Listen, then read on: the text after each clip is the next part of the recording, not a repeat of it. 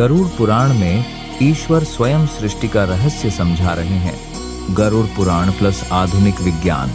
हे गरुड़, आज मैं स्वयं तुम्हें बताता हूँ कि यह सृष्टि कैसे उत्पन्न हुई और यह ब्रह्मांड कैसे बना। जो तुम शास्त्र में पढ़ते हो और जो तुम विज्ञान में खोजते हो वे विरोधी नहीं है, वे एक ही सत्य के दो अलग अलग मार्ग हैं। नारायण परो देवः तस्मात् जातम् जगत्सरम् एव कारणम प्रोक्तंता सृष्टि स्थित्यंत कर्मणाम। अर्थात नारायण ही परम सत्य हैं, उन्हीं से यह संपूर्ण ब्रह्मांड उत्पन्न हुआ। सृष्टि का जन्म, उसका पालन और उसका अंत, इन तीनों का एकमात्र कारण वही नारायण है। भगवान समझाते हैं, हे गरुड़, सृष्टि अचानक नहीं बनी। जब कुछ भी नहीं था, न समय, न आकाश, न प्रकाश, तब भी मैं था। मैं शून्य में नहीं था, शून्य मुझ में था। गरुड़ पुराण कहता है, सृष्टि से पहले आदि जल था। उस जल पर मैं नारायण शेषनाग पर योग निद्रा में स्थित था। यह निद्रा अज्ञान की नहीं बल्कि संभावनाओं की अवस्था थी। अब विज्ञान क्या कहता है? मॉडर्न साइंस कहती है, आज से लगभग 13.8 अरब वर्ष पहले पूरा ब्रह्मांड एक अत्यंत सूक्ष्म बिंदु में समाया था। इसे कहा गया बिग बैंग। उस समय समय नहीं था, स्थान नहीं था, ऊर्जा एक अवस्था में थी। क्या यह शून्य था? नहीं, वह भी संभावनाओं से भरा था। जिसे विज्ञान बिग बैंग कहता है, उसे शास्त्र सृष्टि का प्रथम स्पंदन कहते हैं। नाम बदल जाता है, सत्य नहीं।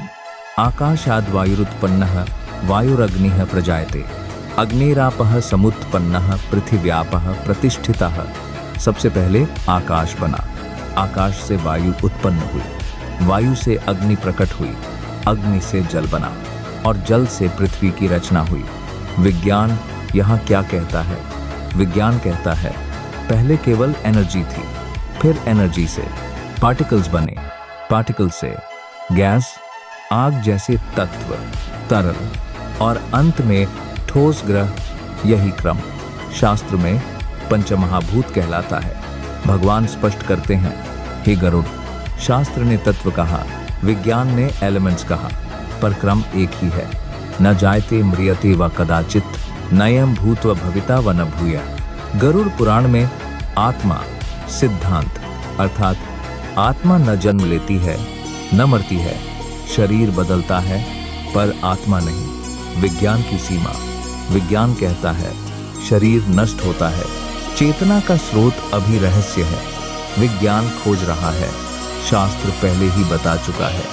गरुड़ पुराण कहता है, एक समय बाद प्रलय आता है, सब कुछ लीन हो जाता है।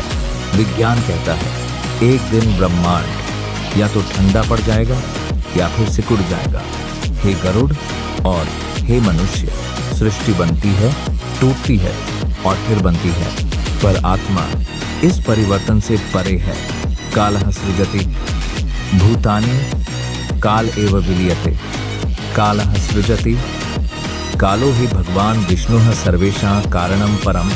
अर्थात हे गरुड़, जब तक समय नहीं था तब तक सृष्टि भी नहीं थी। मैंने ही समय को प्रवाहित किया, तभी ब्रह्मांड चल सका। समय मेरा नियम है और मैं समय से परे हूँ। आज विज्ञान कहता है, बिग बैंग से पहले टाइम अस्तित्व में नहीं था। बिग बैंग के साथ ही स्पेस प्लस टाइम दोनों पैदा हुए। जिसे विज्ञान कहता है स्पेस टाइम, उसे शास्त्र कहता है काल तत्व। भगवान स्पष्ट करते हैं, नाम अलग है पर सत्य एक है।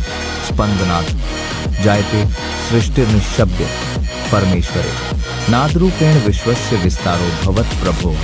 अर्थात हे गरुड़, मैं मौन था पर मुझ में स्पंदन उत्पन्न हुआ। वही पहला कंपन, वही पहला नाद जिससे ब्रह्मांड फैला।